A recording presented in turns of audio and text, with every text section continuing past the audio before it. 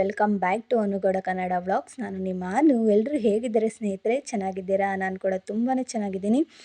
ಇದು ಬಂದು ಮಂಗಳವಾರದ ಬೆಳಗಿಂದ ವ್ಲಾಗ್ನ ಶುರು ಮಾಡಿದೆ. ನಿನ್ನೆ ಸೋಮವಾರ ನಾವು ದೇವಸ್ಥಾನಕ್ಕೆ ಹೋಗಿ ಬಂದಿದ್ದರಿಂದ ತುಂಬಾ ಟಯರ್ಡ್ ಆಗಿತ್ತು. ಹಾಗಾಗಿ ಸ್ವಲ್ಪ ಲೇಟಾಗಿ ಎದ್ವಿ ಅಂತಲೇ ಹೇಳ್ಬೋದು. ಅಪ್ಪುಗೆ ಹಾಲು ಕಾಯಿಸ್ಕೊಟ್ಟು ನಾವು ಕೂಡ ಕಾಫಿನ ಕುಡಿತಾ ಇದ್ವಿ. ಹಾಗೆ ನಾಷ್ಟ ಏನು ಮಾಡಲಿ ಅಂತ ಯೋಚನೆ ಮಾಡ್ತಾ ಇದ್ದೆ. ಅವ್ರನ್ನೂ ಕೇಳ್ತಾ ಇದ್ದೆ ಏನು ಮಾಡಲಿ ಅಂತ. ಏನಾದರೂ ರೈಸ್ ಆ್ಯಂಡ್ ಸಾಂಬಾರು ಮಾಡಮ್ಮ, ಸಾಕು ಮುದ್ದೆ ಎಲ್ಲ ಮಾಡಬೇಡ ಅಂದರು. ಸರಿ ಆಯಿತು, ಜೀರಾ ರೈಸ್ ಮತ್ತು ಸ್ವಲ್ಪ ತರಕಾರಿ ಕೂಟ್ ಥರ ಮಾಡೋಣ ಅಂದರೆ ಸಾಂಬಾರು ಥರ ಮಾಡೋಣ ಅಂತ ಅಂದ್ಕೊಂಡೆ. ಸರಿ ಆಯಿತು ಅಂತ ಹೇಳ್ಬಿಟ್ಟು ನೆನ್ನೆ ಎಲ್ಲ ಹೋಗಿದ್ವಲ್ಲ, ತುಂಬ ಮನೆ ಮೆಸ್ಸಿ ಆಗಿತ್ತು. ಫಸ್ಟ್ ಅದನ್ನು ಎಲ್ಲ ಕ್ಲೀನ್ ಮಾಡಿಕೊಂಡು ಆಮೇಲೆ ವಿಂಡೋಸ್ ಎಲ್ಲ ಓಪನ್ ಮಾಡಿ ಇಟ್ಟೆ, ಯಾಕಂದರೆ ಸ್ವಲ್ಪ ಫ್ರೆಶ್ ಗಾಳಿ ಬರಲಿ ಅಂತ. ಹಾಗೆ ನಾನು ಜೀರಾ ರೈಸ್ ಮಾಡಿ ಸ್ವಲ್ಪ ತರಕಾರಿ ಸಾಂಬಾರು ಥರ ಅಂದರೆ ಕೂಟ್ ಥರ ಮಾಡಿಕೊಂಡೆ. ಅದನ್ನೇನು ಕ್ಲಿಪ್ಪಿಂಗ್ಸ್ ಜಾಸ್ತಿ ತಕ್ಕೊಳ್ಲಿಲ್ಲ ನಾನು.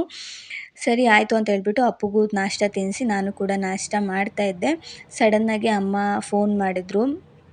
ಹುಷಾರಿಲ್ಲ, ತುಂಬಾ ಆಗ್ತಾಯಿಲ್ಲ, ಪಾಪುನ ನೋಡಬೇಕು ಅನ್ನಿಸ್ತಾ ಇದೆ ನನಗೆ ಅಂತ ಜೋರಾಗಿ ಹತ್ಬಿಟ್ರು. ನನಗೆ ಬೇಜಾರಾಗೋಯಿತು. ನೆನ್ನೆನೂ ಅಷ್ಟೇ ದೇವಸ್ಥಾನಕ್ಕೆ ಹೋಗ್ಬೇಕಾದ್ರೆ ಫೋನ್ ಮಾಡಿದರು, ಹುಷಾರಿಲ್ಲ ಅಂತ ಹೇಳಿದ್ರು. ನಾನು ಹಾಸ್ಪಿಟ್ಲಿಗೆ ಹೋಗಿ ಬಾಮ್ಮ ಬರ್ತೀನಿ ಅಂತ ಅಂದಿದ್ದೆ. ಆದರೆ ಅವರು ತಿರ್ಗಾ ಇವತ್ತು ಫೋನ್ ಮಾಡಿ ನಂಗೆ ಆಗ್ತಾಯಿಲ್ಲ, ಪಾಪುನ ನೋಡಬೇಕು ಅಂತ ಅಂದ್ಬಿಟ್ಟು ತುಂಬಾ ಅಳ್ತಾಯಿದ್ರು. ನಂಗೆ ಬೇಜಾರಾಗೋಯಿತು. ಸರಿ ಆಯಿತು ಅಂತ ಹೇಳ್ಬಿಟ್ಟು ಪ್ರವೀಣ್ ಅವ್ರಿಗೆ ಹೇಳಿದೆ. ಅವರು ಸರಿ ಆಯಿತು ಹೋಗ್ಬಿಟ್ಟು ಬಾ ಅಂದರು. ಆದರೆ ಆ ಟೈಮ್ಗೆ ನಮಗೆ ಬಸ್ಗಳು ಸಿಗಲ್ಲ ಊರಲ್ಲಿ. ಹಾಗಾಗಿ ಅವ್ರನ್ನೇ ಬಿಟ್ಟು ಬಾ ಅಂತ ಕೇಳಿದೆ. ಸರಿ ಆಯಿತು ಬಾಮ್ಮ ಹೋಗೋಣ, ಒಂದು 10 ನಿಮಿಷ ಬಿಟ್ಟು ಬಂದುಬಿಡ್ತೀನಿ, ನನಗೆ ಕೋಳಿ ಶಾಪ್ ಬೇರೆ ಓಪನ್ ಮಾಡಿದ್ದೀನಿ ಅಂದರು. ಸರಿ ಆಯಿತು ಅಂತ ಕರ್ಕೊಂಡು ಹೋದರು. ಹೀಗೆ ನಮ್ಮಮ್ಮ ತುಂಬಾ ಒಂಥರ ಹಚ್ಕೊಂಬಿಟ್ರೆ ತುಂಬ ಹಚ್ಕೊಂಡ್ಬಿಡ್ತಾರೆ, ಬಿಡೋಕ್ಕಾಗಲ್ಲ, ಆ ಥರ ಆಗ್ಬಿಡ್ತಾರೆ ನಮ್ಮಮ್ಮ. ಅಪ್ಪನೂ ಅಷ್ಟೇ, ಒಂದು ವಾರ ಅವ್ರು ನೋಡಲಿಲ್ಲ ಅಂದರೆ ತಡ್ಕೊಳ್ಳಲ್ಲ, ತುಂಬ ಜೋರಾಗಿ ಹತ್ಬಿಡ್ತಾರೆ ನನ್ನ ಹತ್ರ ಫೋನ್ ಮಾಡಿ. ಇಲ್ಲ ಅವರೇ ಒಂದೊಂದು ಸರ್ತಿ ಕೆಲಸ ಮುಗಿಸ್ಕೊಂಡು ಸಾಯಂಕಾಲದ ಹೊತ್ತು ಬರ್ತಾರೆ ನೋಡೋಕ್ಕೆ. ಇಲ್ಲಾಂದರೆ ಆಗಲ್ಲ ಅನ್ನೋ ಟೈಮ್ಗೆ ಕರ್ಕೊಂಡು ಹೋಗ್ಬೇಕಾಗತ್ತೆ. ಆದರೆ ನಾನು ಈ ವಾರ ಎಲ್ಲ 2-3 ವಾರದಿಂದ ಹೋಗೇ ಇರಲಿಲ್ಲ. ಅವರು ತುಂಬಾ ಬೇಜಾರು ಮಾಡಿ ಕೊಂಡು ಹೇಳ್ತಾಯಿದ್ರು ನನ್ನ ಪಾಪುನ ನೋಡಬೇಕು ಅಂತ. ಸರಿ ಅಂತ ಹೇಳ್ಬಿಟ್ಟು ನಾವು ಮನೆಗೆ ಹೋದ್ವಿ.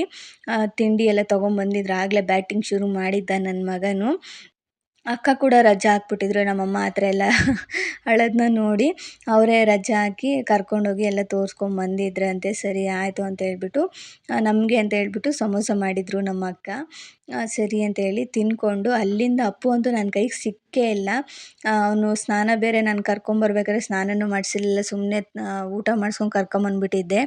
ಹಾಗಾಗಿ ಅವನಿಗೆ ಸ್ನಾನ ಮಾಡಿಸಿ ಇವಾಗ ಅಜ್ಜಿ ಮತ್ತು ಅವ್ರ ದೊಡ್ಡಮ್ಮ ರೆಡಿ ಮಾಡ್ತಾಯಿದ್ದಾರೆ.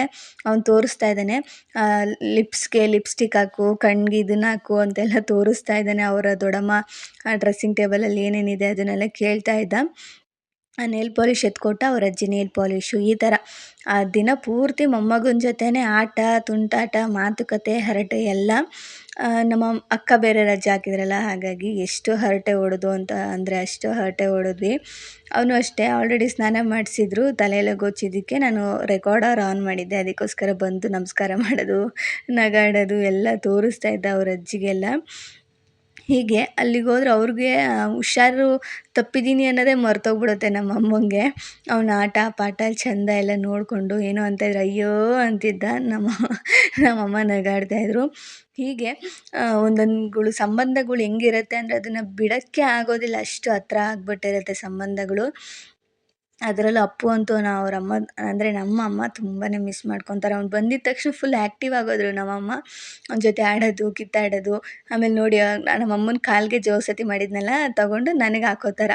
ಪ್ರತಿಯೊಂದೂ ಅಷ್ಟೇ, ಅವ್ನಿಗೇನಾದರೂ ಸಿಕ್ಬಿಟ್ರೆ ಫಸ್ಟು ನನಗೆ ಹಾಕೋದು. ಅದಕ್ಕೆ ನಮ್ಮಮ್ಮ ಹೇಳ್ತಾಯಿದ್ರು, ನೋಡ್ದ ಅವನು ಏನಾದರೂ ಕೈಗೆ ಸಿಕ್ಕಲಿ ಫಸ್ಟು ನಮ್ಮಮ್ಮ ನಮ್ಮಮ್ಮ ನಮ್ಮಮ್ಮ ಅಂತ ಹೇಳ್ಬಿಟ್ಟು ಹಾಕ್ತಾನೆ ಅಂತ. ತಿರ್ಗಾ ನಮ್ಮಮ್ಮನ ಬಳೆ ಇಸ್ಕೊಂಡು ಹಾಕಕ್ಕೆ ಹೋದ. ಇಲ್ಲ ಇಲ್ಲ ಇಲ್ಲ ಅಂತ ಹೇಳ್ತಾಯಿದ್ರು. ಹಾಗೆ ತಿರ್ಗಾ ಅದನ್ನೇ ಈಸ್ಕೊಳಕ್ಕೆ ಬಂದ. ಕರೆಕ್ಟಾಗಿ ಅದು ಆಗಲ್ಲ, ಈಸ್ಕೊಳಕ್ಕೆ ಬಂದ. ಹೀಗೆ ಅವ್ನಿಗೇನೇ ಇವಾಗ ಅಂತಲ್ಲ, ಅವ್ನು ಏನೇ ಕೈಗೆ ಸಿಗಲಿ ನಮ್ಮ ಮನೇಲೂ ಅಷ್ಟೇ, ಅವ್ನಿಗೇನು ಸಿಕ್ಕಿದ್ರು ಫಸ್ಟು ಅಮ್ಮಂಗೆ ಕೊಡ್ತೀನಿ ಅಂತ ಹೇಳ್ಬಿಟ್ಟು ಓಡಿ ಬಂದುಬಿಟ್ಟು ಹಾಕೋದು, ಈ ಥರ ಎಲ್ಲ ಮಾಡ್ತಾಯಿದ್ದ. ಹಾಗೆ ಕೆಲವೊಂದಿಷ್ಟು ಮಕ್ಳ ಜೊತೆ ನಾವು ಎಷ್ಟು ಸಮಯನ ಕಳೀತೀವಿ ಅಂದರೆ ನಿಜ ಅದು ನಮ್ಮ ಕಷ್ಟ ಆಗಿರ್ಬೋದು, ಏನೇ ಆಗಿರ್ಬೋದು ಮರ್ತೋಗ್ಬಿಡುತ್ತೆ. ಅದಕ್ಕೋಸ್ಕರ ನಮ್ಮಮ್ಮನೂ ಅಷ್ಟೇ, ಕೆಲಸ ಕೆಲಸ ಕೆಲಸ ಅಂತ ಇರ್ತೀವಿ. ಮೊಮ್ಮಗನ ನೋಡಿದ ತಕ್ಷಣವೇ ಅವ್ರಿಗೇನೋ ಒಂಥರ ಫುಲ್ಲು ಖುಷಿ.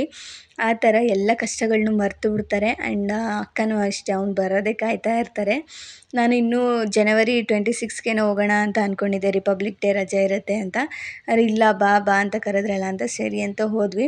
ಹಾಗೆ ಕೋಳಿ ಜುಟ್ಟು ಬೇರೆ ಹಾಕ್ಬಿಟ್ಟಿದ್ರು. ಆ ಕೂದಲು ಏನಾಗ್ತಾಯಿದ್ರು ಮುಂದೆ ಬರ್ತಾಯಿತ್ತು ಅಂತ ಹೇಳ್ಬಿಟ್ಟು ಜುಟ್ಟೆಲ್ಲ ಹಾಕಿ ಟ್ರಯಲ್ ಮಾಡ್ತಾಯಿದ್ರು. ನಮ್ಮನೆ ಸುಂದ್ರಿ ನೋಡಿ ಹೇಗೆ ಕಾಣಿಸ್ತಾ ಇದ್ದಾಳೆ, ಸೇಮ್ ಹುಡುಗಿ ಥರನೇ ಕಾಣಿಸ್ತಾ ಇದ್ದ ಅಪ್ಪು ಅಂತೂ. ನನಗಂತೂ ಇವನು ಹುಡುಗಿಯಾಗೇ ಹುಟ್ಟಬೇಕಾಗಿತ್ತು, ಯಾಕಂದರೆ ಲಿಪ್ಸ್ಟಿಕ್ ಹಾಕ್ಕೊಳ್ಳೋದು ಕೇಳೋದು, ರೆಡಿ ಆಗೋದು ಇದನ್ನೆಲ್ಲ ತುಂಬಾ ಇಂಟ್ರೆಸ್ಟಿಂಗಾಗಿ ಮಾಡ್ತಾನೆ. ಹಾಗಾಗಿ ಅಲ್ಲಿಂದ ಸರಿ ಅಂತ ಹೇಳ್ಬಿಟ್ಟು ನಾವು ಬಗ್ಲುಗುಂಟೆಗೆ ಹೋದ್ವಿ. ತುಂಬ ದಿವಸ ಆಗಿತ್ತು.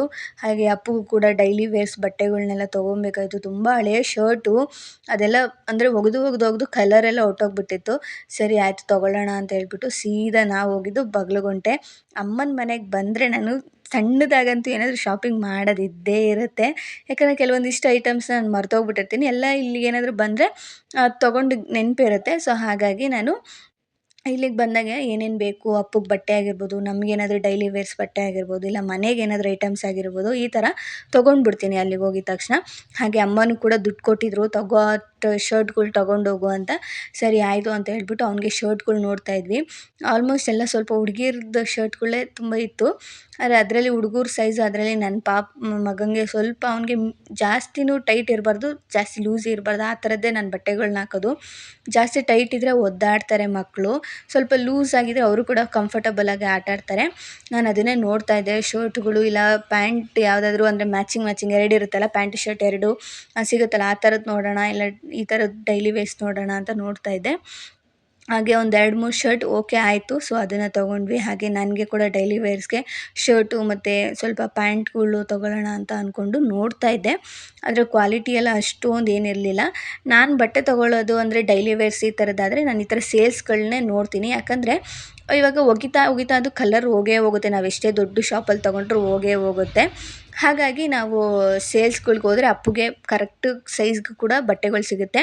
ಅದನ್ನು ಒಂದು ವಾರ ಹಾಕ್ಕೊಂಡು, ಒಂದು 2 ವಾರ ಹಾಕ್ಕೊಂಡು ಬಿಸಾಕ್ಬಿಡ್ಬೋದು ಕೂಡ. ಹಾಗಾಗಿ ಅಲ್ಲಿಂದ ಬಂದು ನನ್ನ ಹಸ್ಬೆಂಡ್ಗೆ ನಾನು ಸ್ವಲ್ಪ ಬಟ್ಟೆ ತೊಗೊಬೇಕಾಯ್ತು. ಅವ್ರದ್ದು ನಾಳೆ ಬರ್ತ್ಡೇ, ಅವ್ರಿಗೆ ಸರ್ಪ್ರೈಸ್ ಆಗಿರಲಿ ಅಂತ ಹೇಳ್ಬಿಟ್ಟು ನಾನು ಇಲ್ಲಿಂದನೇ ಬಟ್ಟೆ, ಕೇಕ್ ಏನೇನು ಬೇಕೋ ಅದನ್ನೆಲ್ಲ ತೊಗೊಂಡೋಗೋಣ ಅಂತ ಹೇಳ್ಬಿಟ್ಟು ಎಲ್ಲ ತೊಗೊಂಡ್ವಿ. ಅಲ್ಲಿಂದ ನನಗೆ ಪಾನಿಪುರಿ ತಿನ್ನಬೇಕು ಅನಿಸ್ತು. ಸೊ ತಿಂದ್ಕೊಂಡು ಲೇಟ್ ಆಗೋಗಿತ್ತು, ಅಲ್ಲೇ 5-5:30 ಆಗಿಬಿಟ್ಟಿತ್ತು. ಸರಿ ಆಯ್ತು, ಇನ್ನು ಲೇಟ್ ಆಗುತ್ತೆ, ಅವರು ಬರಲ್ಲ ಅಂದರು ಪ್ರವೀಣವರು. ಹಾಗಾಗಿ ನಮ್ಮ ಭಾವನೆ ಬಿಟ್ಟು ಬರ್ತೀನಿ ಅಂತೇಳಿ ನಾವು ಅಲ್ಲಿಂದ ಹೊರಟು ಅಂತಲೇ ಹೇಳ್ಬೋದು. ಯಾಕಂದರೆ ಜಾಸ್ತಿ ಹೊತ್ತು ಇರೋಕ್ಕೂ ಆಗೋಲ್ಲ, ನಾಳೆ ನನ್ನ ಹಸ್ಬೆಂಡ್ ಬರ್ತಡೇ ಕೂಡ ಇದೆ. ಹಾಗಾಗಿ ಅಲ್ಲೇನು ಜಾಸ್ತಿ ಇರಲಿಲ್ಲ. ಮಾತಾಡಿಸ್ಕೊಂಡು ನಮ್ಮಮ್ಮನ್ನೆಲ್ಲ ನೋಡಿಕೊಂಡು, ನಮ್ಮಮ್ಮ ಎಲ್ಲಡ್ಕೆ ಹಾಕ್ಕೊಂಡಿದ್ರು, ಬಾಯಿ ತುಂಬ ಅದೇ ಇತ್ತು ಅಂತ ಹೇಳ್ಬಿಟ್ಟು ರೆಕಾರ್ಡ್ ಮಾಡ್ತಾಯಿದ್ರೆ, ಅಯ್ಯೋ ನಾನು ಎಲ್ಲಡ್ಕೆ ಹಾಕ್ಕೊಂಡಿದ್ದೀನಿ ಸುಮ್ಮನಿರೆ ಅಂತ ತೋರಿಸ್ತಾಯಿದ್ರು. ಆಮೇಲೆ ಮನೆಗೆಲ್ಲ ಒಂದು ಐಟಮ್ಸ್ ತೊಗೊಂಡಿದ್ದೆ, ಅದನ್ನು ಎತ್ಕೊಂಡು ಸೀದಾ ನಮ್ಮ ಮನೆಗೆ ವಾಪಸ್. ಸ್ವಲ್ಪ ಬೇಜಾರು ಕೂಡ ಆಗ್ತಾಯಿತ್ತು, ಎಷ್ಟು ಬೇಗ ಆಗೋಯ್ತಪ್ಪ ಟೈಮು ಅಂತ ಅನ್ನಿಸ್ತಾಯಿತ್ತು. ಯಾಕಂದರೆ ಹಿಂಗೋಗೋ ಥರ ಅನಿಸ್ಬಿಡುತ್ತೆ ಒಂದು ದಿವಸ ಇದ್ರೂ. ಹಾಗೆ ಬರ್ಬೇಕಾದ್ರೆ ಏನೋ ಒಂಥರ ಒಂದು ಹೊಸ ಜೋಶ್ ಇರುತ್ತೆ, ಆದರೆ ಹೋಗ್ಬೇಕಾದ್ರೆ ಅದೇ ಬೇಜಾರು. ಹಾಗೆ ಇದು ಬಂದು ನಮ್ಮ ಸ್ಕೂಲು, ನಿಮಗೆ ಗೊತ್ತಿರೋ ಕಮೆಂಟ್ ಮೂಲಕ ತಿಳಿಸಿ. ನಾನು ಓದಿದಂಥ ಸ್ಕೂಲ್ ಅದು. ಆಮೇಲೆ ಮನೆಗೆ ಬಂದು ಒಂದಿಷ್ಟು ಫ್ರೂಟ್ಸ್ ಎಲ್ಲ ತೊಗೊಂಡು ಅಮ್ಮ ಕೊಟ್ಟು ಕಳಿಸಿದ್ರು ಪಾಪುಗೆ ಅಂತ, ಅದನ್ನೆಲ್ಲ ಎತ್ತಿಟ್ಟು, ಆಮೇಲೆ ಅಡುಗೆ ಏನೂ ಇರಲಿಲ್ಲ, ಚಿಕನ್ ಸಾಂಬಾರು ಇದೆ, ರೈಸ್ ಒಂದು ಮಾಡು ಅಂತ ಪ್ರವೀಣ್ ಅವ್ರು ಹೇಳಿದ್ರು. ಸರಿ ಆಯಿತು ಅಂತ ಹೇಳ್ಬಿಟ್ಟು ರೈಸ್ಗೆ ಇಟ್ವಿ. ಅಪ್ಪುಗೂ ಕೂಡ ಸರಿ ಮಾಡಿ ತಿನ್ನಿಸ್ದೆ. ಹೀಗೆ ಅಲ್ಲಿಂದ ಹೋಗಿ ಬಂದ ಮೇಲೆ ಅಮ್ಮಂದಿರು ನಮಗೆ ಅಂತ ಒಂದಿಷ್ಟೆಲ್ಲ ಐಟಮ್ಸ್ ಎಲ್ಲ ಕೊಟ್ಟು ಕಳಿಸಿರ್ತಾರೆ, ಮೊಮ್ಮಗನಿಗೆ ಕೊಟ್ಟು ಕಳಿಸಿರ್ತಾರೆ. ಹೀಗೆ ಅಲ್ಲಿಂದ ತಂದಿದ್ದ ಬಟ್ಟೆ ಆಗಿರ್ಬೋದು ಪ್ರತಿಯೊಂದೂ.